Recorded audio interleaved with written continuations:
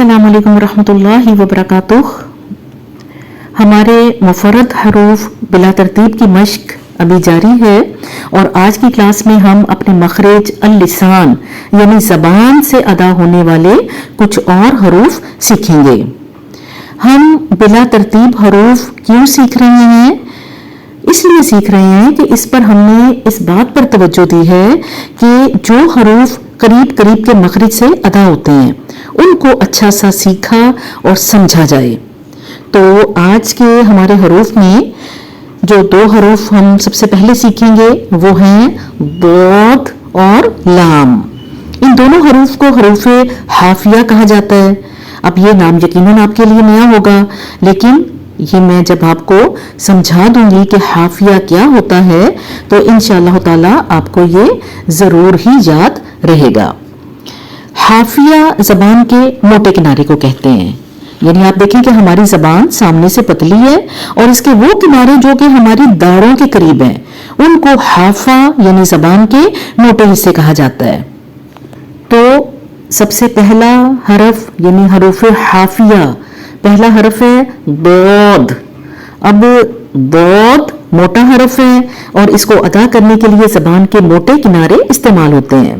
अब इसमें क्या करना होता है कि जबान के किनारे और ऊपर की दाढ़ों की अंदरूनी सतह, हमने अपनी जबान के ये मोटे किनारे ऊपर की दाढ़ों की अंदरूनी सतह पर लगाना है और दबाव के साथ लगाना है और फिर आवाज निकालनी है बोद बोद।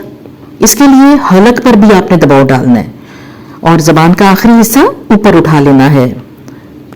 दोबारा मश्क करें, बोद दोद। उसके बाद लाम। लाम को भी हरूफ हाफिया कहा जाता है, लेकिन लाम में जबान के मोटे किनारे इस्तेमाल नहीं होते, बल्कि लाम का ताल्लुक जबान के आगे वाले हिस्से से है, यानी हमारे सामने के जितने भी दांत हैं और फिर इन दांतों की साइडों से एक एक दाढ़ वो भी हम इस्तेमाल करते हैं। यानी इन तमाम दांतों और सामने की जो दो दाढ़ें हैं उनके मसूड़े से जब जबान को लगाया जाता है तो तब क्या अदा होता है? लाम। और इसमें जबान के पतले किनारे इस्तेमाल होते हैं। आपने नोट किया कि दोद के लिए जबान के पीछे का हिस्सा मोटे किनारे इस्तेमाल हुए, लेकिन लाम के लिए जबान का आगे का हिस्सा इस्तेमाल हुआ है। तो मश्क कीजिए, लाम लाम लाम। अब अगले दो हरूफ हमारे जो हैं वो हैं नून और रो।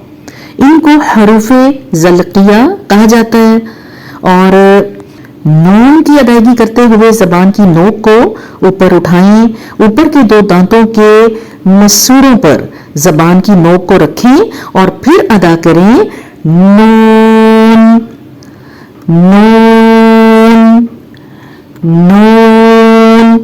जहां से नून अदा होता है वहीं से रॉ अदा होता है। रॉ अदा करते हुए हमारी जबान की नोक ऊपर के दो दांतों के मसूड़े से तो लगती ही है, लेकिन जबान की नोक के साथ साथ जब जबान का ऊपर का हिस्सा इस्तेमाल करते हैं तो जबान की जो नोक है इसमें छोटा सा फासला आ जाता है, यानी जबान की नोक मसूड़े से थोड़ी दूर हो जाती है, जिसकी वजह से सुराख का सा फासला पैदा हो जाता है और इसी फासले से आवाज बाहर आती है और क्या निकलती है? Raw raw raw. इसलिए जबान की जड़ भी बुलंद होती है और आवाज मोटी सुनाई देती है। तो ये हमारे हरूफ क्या थे? नून रॉ। अब उसके बाद आ जाते हैं तीन हरूफ और, तो दाल और ता। इनको हरूफे नितइया कहा जाता है। इन तीनों हरूफ की अदायगी का ताल्लुक भी जबान से है। ये तीनों भी एक ही जगह से अदा होते हैं, यानी जबान की नोक सामने के ऊपर के दो दांतों की जड़ से लगती है, तो फिर ये तीनों हरफ अदा होते हैं। अब इनमें देखें कि सबसे पहला हरफ تو موٹا حرف ہے اور اس کو موٹا کرنے کے لیے ہم کیا کریں گے؟ زبان کی نوک کو دانتوں کی جڑ سے تو لگائیں گے، لیکن اس کے ساتھ ساتھ ہم حلق پر بھی دباؤ ڈالیں گے اور زبان کی جڑ کو اوپر اٹھا کر موٹی آواز میں کہیں گے تو تو تو۔ دال کو بھی یہیں سے ادا کرنا ہے، لیکن دال ادا کرتے ہوئے زبان کی جڑ کو نیچے رکھنا ہے اور باریک آواز میں ادا کرنا ہے دال دال دال۔ اور پھر اس کے بعد آخری حرف تا، تا بھی یہیں سے ادا ہوگا، یعنی زبان کی نوک اوپر والے دو دانتوں کی جڑ سے لگے گی اور باریک آواز میں ادا کریں گے تا تا۔ تو یہ ہمارے آج کے حروف تھے، ان کی آپ نے خوب اچھی طرح سے مشق کرنی ہے اور آپ نے ان کی مشق کرتے ہوئے ان کے مخارج کا خاص طور پر خیال رکھنا ہے، اور جو حروف قریب قریب کے مخرج سے تعلق رکھتے ہیں وہ بھی آپ نے یاد رکھنا ہے۔ انشاءاللہ تعالی اگلی کلاس میں اگلے حروف کے ساتھ دوبارہ ملاقات ہوگی۔ دعاؤں میں یاد رکھیے گا۔ فی امان اللہ۔